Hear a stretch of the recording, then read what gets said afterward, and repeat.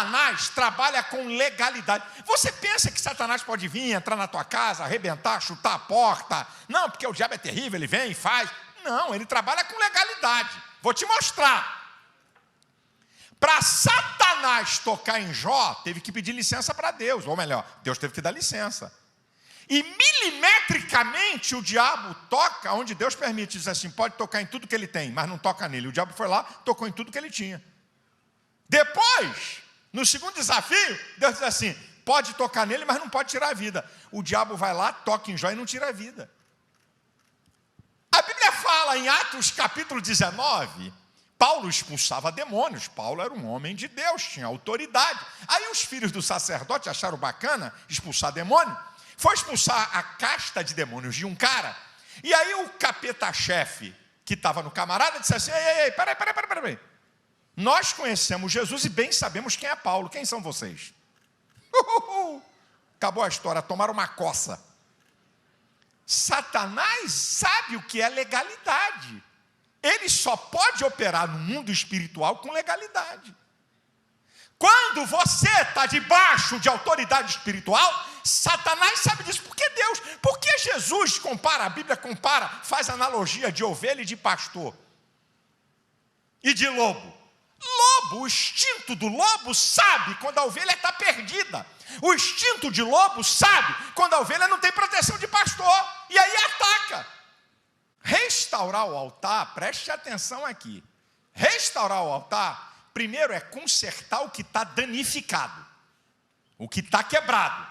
Restaurar o altar é remover sujeira do altar. O altar é a nossa vida. Tem alguma coisa que precisa ser consertada na tua vida? É você que tem que responder, não sou eu. Eu tenho que responder para mim. Tem alguma sujeira que precisa estar removida? Agora tem outra coisa. Não basta consertar o altar e limpar o altar, porque altar consertado e limpo pode servir para qualquer coisa. Em Mateus capítulo 12, versículo 43, diz assim, depois que o espírito imundo é expulso de um homem, ele anda a vaguear por lugares áridos. E aí ele volta e vê que aquela casa, aquele corpo, está limpo e adornado. Ele chama mais 7 demônios para habitar com ele. A questão não é consertar altar, e a questão não é apenas deixar o altar limpo. A questão é que sobre o altar tem que ter sacrifício. O altar tem que ser ocupado com sacrifícios. Agora, onde é que está isso no Novo Testamento? Eu quero que você ouça cuidadosamente o que eu vou falar.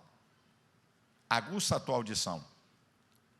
E eu vou te ensinar qual é o sacrifício que tem que estar na nossa vida. A Bíblia responde. Paulo, em Romanos 12, 2, diz assim, rogo-vos, pois, irmãos, pela compaixão de Deus, que apresentei os vossos corpos como sacrifício vivo, santo e agradáveis ao Senhor, porque esse é o vosso culto racional. Lá no original, quando Paulo está dizendo, rogo-vos, pois, irmãos, você sabe o que significa isso? Ele está implorando. Ele está implorando para os crentes. Pela compaixão de Deus, apresentei os vossos corpos como sacrifício vivo, santo e agradável a Deus. Vamos entender mais um pouco o que é isso. Em 1 Coríntios, capítulo 6, versículo 13, diz assim, que o corpo não é para a prostituição, mas para o Senhor, e o Senhor para o corpo. No versículo 18 diz assim, fugi da prostituição. Todo pecado é fora do corpo, mas o que se prostitui, peca contra o seu próprio corpo. Prostituição aí no original são as imoralidades sexuais. Não apenas o ato sexual ilícito. São as imoralidades sexuais. Isso é, o adultério, que é a sexualidade fora do cônjuge, do casamento. É a prostituição, que é o relacionamento sexuais entre pessoas que não são casadas. É o homossexualismo, o sexo bestial com animais, a pedofilia, sexo com criança, e o incesto, que é sexo irmãos, pai com filha, mãe com filho. Ele está falando que as imoralidades sexuais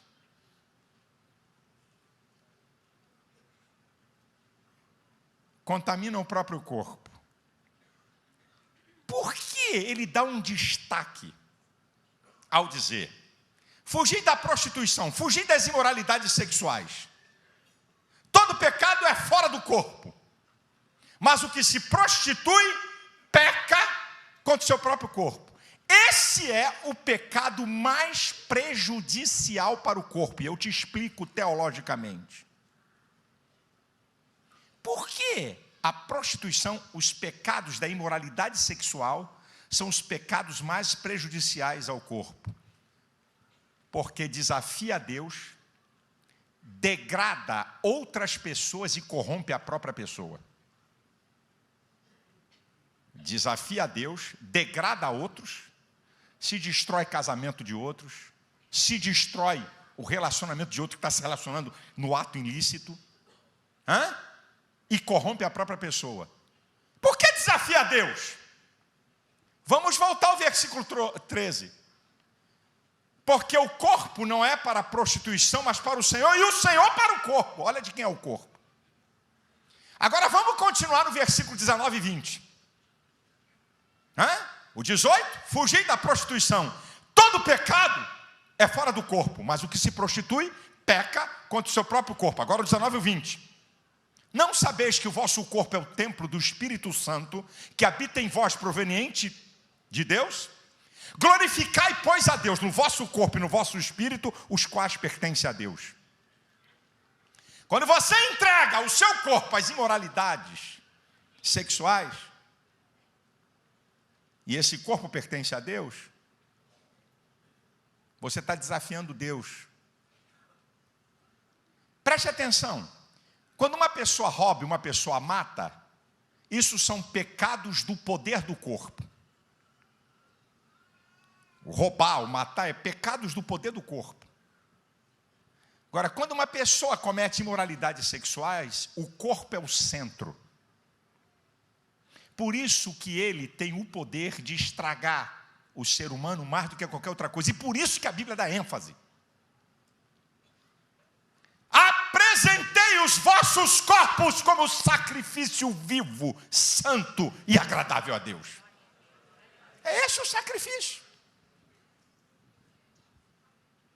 Por isso que, quando o camarada entra na área dos pecados das imoralidades sexuais, degenera a alma e o espírito, porque o Espírito Santo cai fora.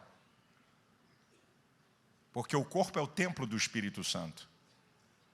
Ele cai fora e corrompe todo o ser.